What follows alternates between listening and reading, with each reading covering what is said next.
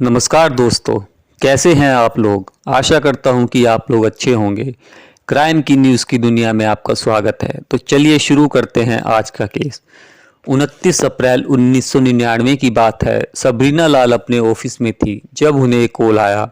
सामने से आवाज़ आई, जल्दी से हॉस्पिटल आ जाओ, शोना को चोट लगी है। इससे पहले कि सबरीना ऑफिस से निकल पाती, कॉल दोबारा आया और अब की बार खबर मिली कि सोना को असल में गोली लगी है। सोना सबरीना की बड़ी बहन का नाम था। उसी सुबह सोना ने सबरीना को ऑफिस छोड़ते हुए कहा था, शाम को टैमरिड कोर्ट आना, मजे करेंगे। काम की वजह से सबरीना पार्टी में नहीं जा पाई थी और अब उन्हें सीधे खबर मिल रही थी कि उनकी बहन को किसी ने गोली मार दी है। कैसे हुआ था ये सब, तो चलिए जानते हैं। 29 अप्रैल की रात महरौली के कुतुब कॉलोनेड हवेली के अंदर एक रेस्टोरेंट हुआ करता था, टैमरिंड कोर्ट। दिल्ली की हाई क्लास सोसाइटी में पहचान रखने वाली बीना रमानी इस रेस्टोरेंट की मालिक थी। 5 जनवरी 1965 को जैसिका का जन्म हुआ था। जब उनकी हत्या हुई उनकी उम्र सिर्फ 34 साल थी। पार्टी में हाई क्लास लोगों को बुलाया गया था, इसलिए वेटरिंग के लिए भी खास व्यवस्था की गई थी। मालिनी ने अपनी दोस्त जैसिका लाल को इस पार्टी में बार टेंडिंग करने का ऑफर पेश किया था और जैसिका भी खुशी खुशी राजी हो गई थी। रात के 12 बजे जब पार्टी खत्म होने को ओर थी, टैमरिन कोर्ट में एक शख्स दाखिल होता है अपने 3 दोस्तों के साथ। इस शख्स का नाम था सिद्धार्थ वशिष्ठ उर्फ मनु शर्मा। मनु शर्मा हरियाणा के कदावर कांग्रेस नेता विनोद शर्मा का बेटा था। उसके साथ विकास यादव भी था।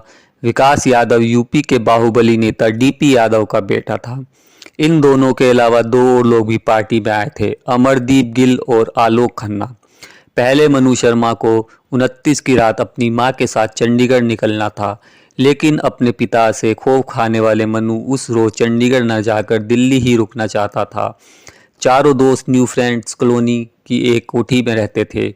शराब का दौर चल रहा था। इतने में मनु को याद आया कि आज तो बृहस्पतिवार है। उसे टैमरिंड कोर्ट की याद आई, जहाँ हर थर्सडे स्पेशल पार्टी हुआ करती थी।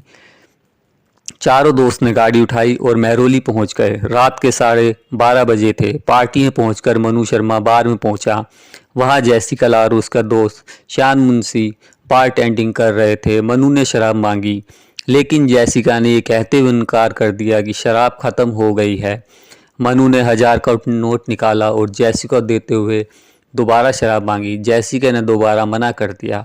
अपने दोस्तों के सामने बेइज्जती होता देख मनु शर्मा ने जेब से 22 बोर की रिवॉल्वर निकाली और हवा में तान कर फायर कर दी। जैसिका अब भी शराब देने से इनकार कर रही थी। एक और बार उसने इनकार किया तो मनु शर्मा ने रिवॉल्वर जैसिका की तरफ ताना और फायर कर दिया। जैसिका वहीं गिर पड़ी। पार्टी में लोग इस कदर नशे में थे कि कुछ देर तक किसी को कुछ समझ ही नहीं आया। बीना रमानी जैसिका के पास पहुंची। उन्होंने मनु शर्मा की देखते हुए पूछा, तुम कौन हो और पार्टी में पिस्तौल लेकर क्यों आए। मनु शर्मा ने कहा, मैंने गोली नहीं चलाई, और वो अपने 3 दोस्तों के साथ वहां से निकल गया। जैसिका को अस्पताल ले जाया गया, लेकिन वहां पहुंचने से पहले ही उसकी मृत्यु हो गई थी।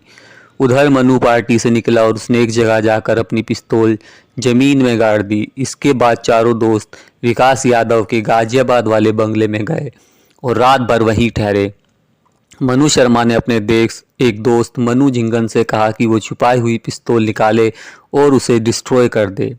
इसके बाद मनु शर्मा और विकास यादव दोनों वहां से फरार हो गए। पुलिस में केस पहुंचा। 4 मई को पुलिस सबसे पहले अमरदीप सिंह गिल को गिरफ्तार करती है। इसके बाद 8 मई को बीना रमानी और उनके पति को भी गिरफ्तार कर लिया जाता है। बीना रमानी के ऊपर इल्ज़ाम था कि वो बिना लाइसेंस के पार्टी में शराब सर्व कर रही थी और जिस पार्टी को प्राइवेट पार्टी बता रही थी वो असल में एक बहाना था। पार्टी में कोई भी आ सकता था। शर्त सिर्फ इतनी थी कि वो दिल्ली की हाई क्लास सोसाइटी से ताल्लुक़ रखता हो। बीना रमानी के ऊपर एक इल्ज़ाम ये भी था कि उन्होंने जैसिका के खून के निशान साफ करवा दिए थे, जिसके चलते उन पर सबूत नष्ट करने का आरोप लगा। इसके बावजूद बीना और उनके पति को इस मामले में जमानत मिल गई। पिस्तौल को नष्ट करने वाला अमित झिंगन भी पुलिस के हत्थे लग चुका था, लेकिन अभी भी मुख्य आरोपी पुलिस की पहुंच से बाहर था।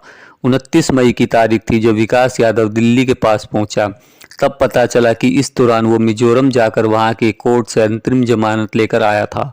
मनु शर्मा को भी इस बीच गिरफ्तार कर लिया गया था। हाई प्रोफाइल केस था जिसकी खबर सारी दुनिया को लग चुकी थी। पार्टी में उस दिन बहुत से लोग मौजूद थे, जिनमें से कई ने उस दिन मनु शर्मा को वहां देखा था।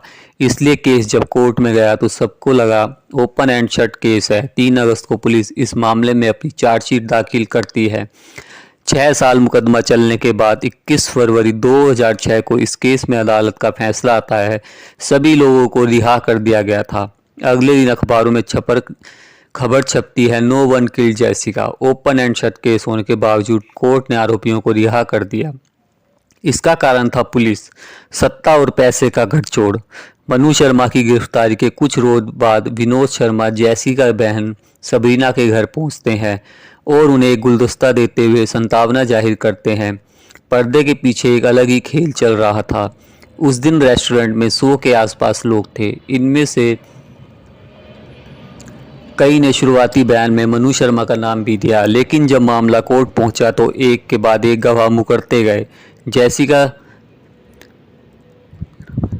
जैसिका बताती है, खुद बीना रमानी ने उनसे कहा था ये रसूख वाले लोग हैं, इनसे पंगा मत लो। 3 मई 2001 को इस मामले में सबसे महत्वपूर्ण गवाही हुई शान मुंशी की। मुंशी ने पुलिस को दिए लिखित बयान में साफ साफ बताया था कि मनु शर्मा ने ही जैसिका को गोली मारी है। लेकिन जब कोर्ट में बयान देने की बारी आई तो उसने एक नई कहानी सुना दी। उसने बताया कि उस दिन रेस्टोरेंट में 2 पिस्तौलों से गोली चली थी।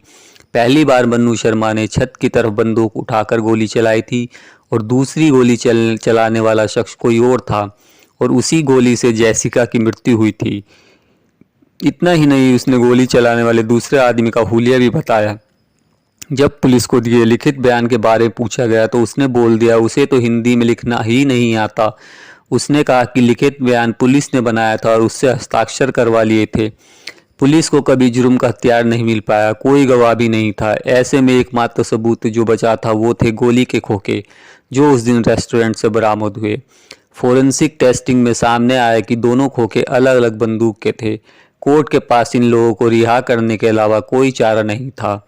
कोर्ट ने अपने फैसले में इस बात का जिक्र भी किया कि कैसे पुलिस ने इस मामले में मुजरिम को बचाने की कोशिश की थी।